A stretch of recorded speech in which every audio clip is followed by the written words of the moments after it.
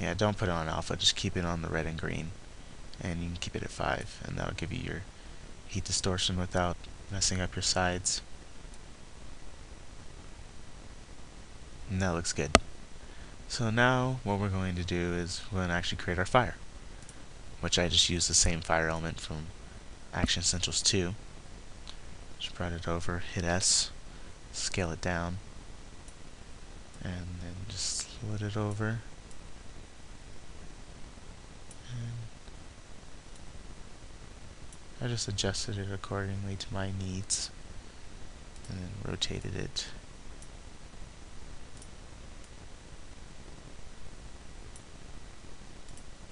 Might be a little too much rotation.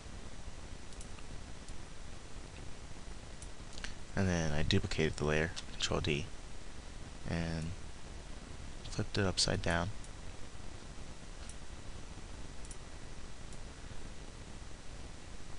Rotated, and lined it up.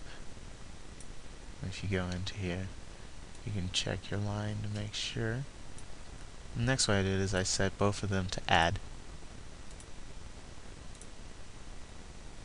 And then what you want to do is you want to click on your bits per channel. You want to make sure it's set at 16 and set it sRGB and linearize workspace. So that way you get a more accurate representation of what fire looks like on camera. And now you can notice that we have the line right here. So what I'm going to do is I'm going to move that down just a little bit, and then I'm going to create a mask.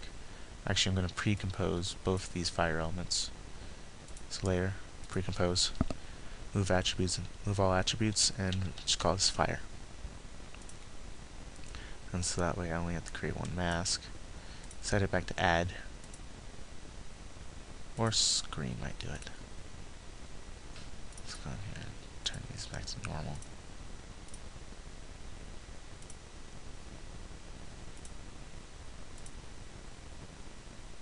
And set it to add. And then I'm going to go in and create a mask around here. Hit F to feather it and set it to subtract.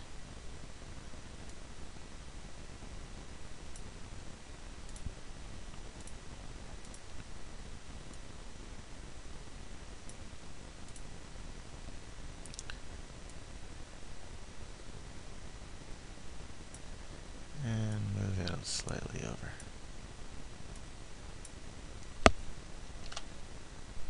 And then Control Z to go back.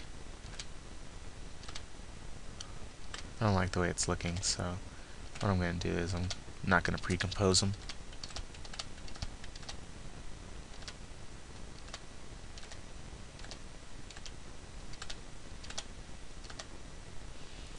Okay.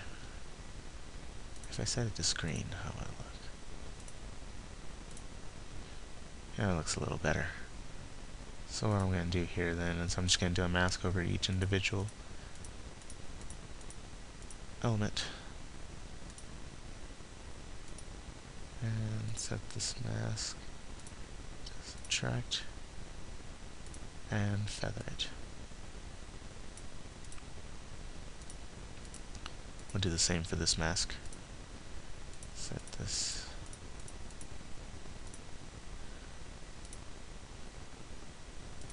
mask, set it to subtract and feather.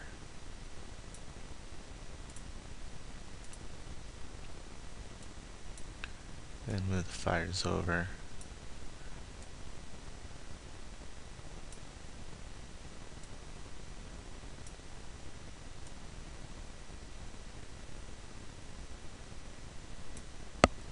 Okay. Now all we have to do is just duplicate our source footage, bring it up on top, and then set a mask around the layer that it needs to be overlapping. So let's go in here, create a quick, nice and dirty mask. You can get more detailed if you want, but this is for the sake of the tutorial. I'm not really going to get that detailed. Press F to feather, and feather the mask. adjust some points. That's a little too much feathering.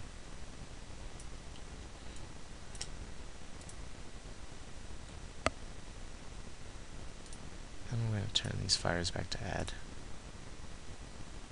Nah, give up screen. And there you have it.